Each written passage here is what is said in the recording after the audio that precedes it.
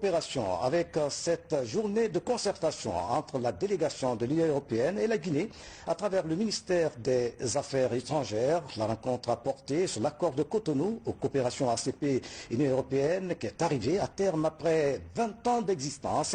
À la faveur de cette rencontre, un nouvel instrument de coopération a été présenté aux autorités guinéennes. Voici le reportage. Depuis 20 ans, la coopération entre l'Union européenne et l'Organisation des États d'Afrique, Caraïbes et Pacifique est régie par un accord. Ce partenariat dénommé Accord de Cotonou est arrivé à terme. Cependant, beaucoup de projets et programmes financés par le Fonds européen pour le développement sont en cours d'exécution. Pour permettre de poursuivre le partenariat avec l'Organisation des États d'Afrique, dont la Guinée, un nouvel instrument a vu le jour. Il s'agit du nouvel instrument de voisinage, de coopération au développement et de coopération internationale de l'Union européenne. L'Union européenne a considéré qu'il était temps de s'adapter aussi en ce qui concerne son stratégie et les instruments à disposition pour pouvoir continuer avec la coopération. Ce n'est pas seulement avec la Guinée, c'est avec tous les pays du monde en réalité, parce qu'il n'y a plus de pays ACP comme avant, il y a maintenant un cadre général qui est de coopération avec tous les pays étrangers. Au cours de la nouvelle période de 2021-2027, la coopération de l'Union européenne va s'ouvrir à l'ensemble des États. Une portée mondiale. En Guinée, les programmes et projets prioritaires qui tiennent compte des besoins futurs ont été recensés et présentés à cette rencontre. Il y a un passage entre le fait que ce sont des projets du Fonds européen de développement au nouvel instrument qui s'appelle le NDC.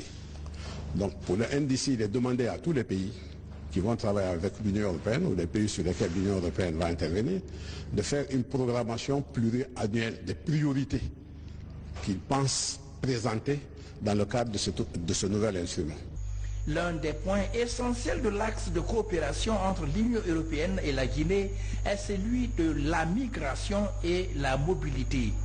Le ministre des Affaires étrangères note le progrès enregistré dans ce domaine. Nous traversons actuellement une crise migratoire en Ukraine où des milliers de personnes, parmi lesquelles des centaines de Guinéens, font face à des défis migratoires majeurs. Même si la plupart de nos compatriotes sont déjà hors de danger dans les pays limitrophes comme la Pologne, l'Allemagne, et je voudrais profiter de l'occasion, monsieur l'ambassadeur, pour remercier l'Union européenne pour avoir ouvert la porte à nos compatriotes. Convaincus que nous ne pouvons pas continuer à faire porter par nos seuls partenaires toute la prise en charge de nos concitoyens dans de pareilles circonstances, je suis heureux d'annoncer que le président de la transition, le colonel Mamadi Doumbouya, a octroyé 100 000 $, soit près d'1 milliard de francs guinéens, pour subvenir aux besoins primaires des Guinéens en sérieuse difficulté en Ukraine. C'est pourquoi je demande à la cellule de crise de faire parvenir ce montant aux récipiendaires avec une rigueur totale dans sa gestion. Cette rencontre a permis de faire l'état des lieux sur l'ensemble des coopérations entre la Guinée et l'Union européenne.